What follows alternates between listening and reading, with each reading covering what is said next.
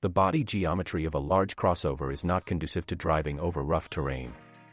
Although the ground clearance of 203 mm is impressive on paper, cross-country ability is limited by impressive body overhangs and a spare tire mounted under the bottom.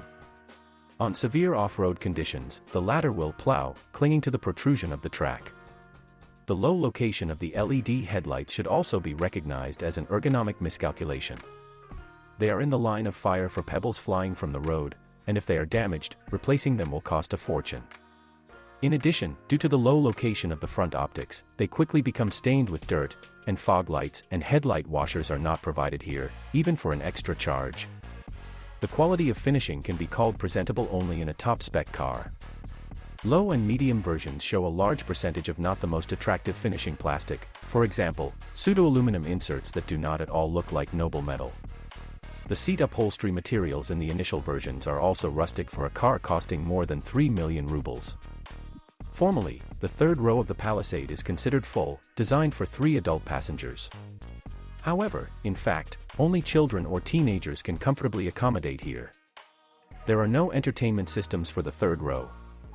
For some reason, the only ISOFIX mount for the gallery is mounted not on the seat closest to the sidewalk, but on the seat closest to the roadway. This makes it difficult to seat a small child. It is also confusing that all the air ducts for the rear passengers are located on the ceiling panel. This means that there will be problems with the supply of warm air to the legs during the cold season. The disadvantages also include the fact that the third row of seats cannot be completely dismantled, and the list of options does not include a tow bar. The convenience and ergonomically adjusted position of the transmission control buttons also has a downside. With this design, it is almost impossible to use the fast shifts of the electronic gearbox to overcome slippery and loose surfaces while rocking. In addition, the selector on the console does not have a mechanism for switching to manual mode, and the driver can only use the steering wheel paddles.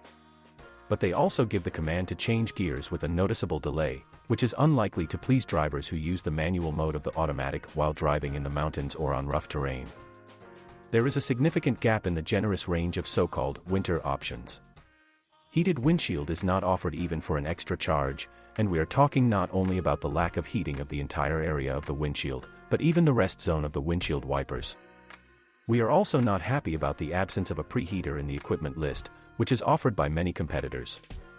This is especially true for the diesel version of the SUV, which, like all heavy fuel vehicles, has difficulty starting and warming up the engine in severe frosts. Unfortunately, the functionality of the systems in the Smart Sense security package is limited in good weather. In rain, fog and slush, adaptive cruise, collision avoidance system, and lane control are deactivated, since the sensors and radars are located, like the lighting equipment, low, namely behind the radiator grille. When dirt from the road flies into this sector, the smart electronics go blind. Let us also complain that the lenses of all-round cameras in bad weather instantly become splashed with dirt, and since there is no cleaning mechanism, a cloudy, fragmented image is transmitted to the dashboard monitor and the central touchscreen.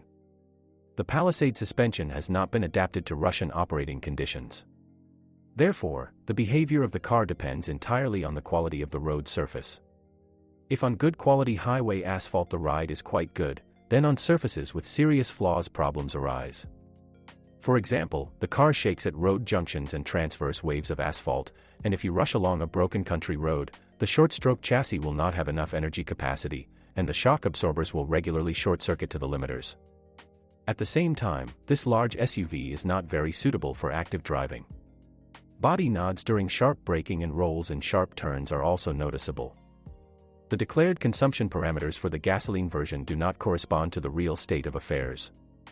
In our case, in the combined cycle, the 249 horsepower crossover required more than 14 L/100 km.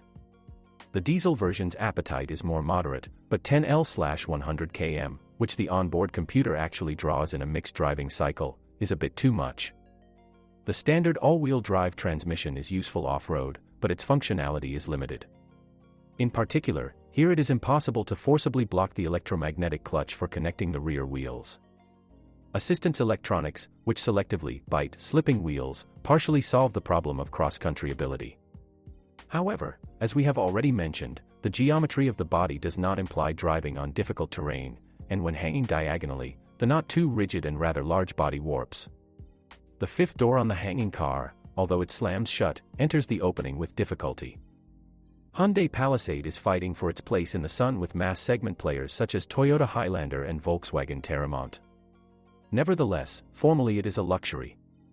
The most affordable gasoline option will cost 3,499,000 rubles, and the basic diesel option will cost 3,449,000 rubles. Accordingly, any Palisade will have to pay a luxury tax.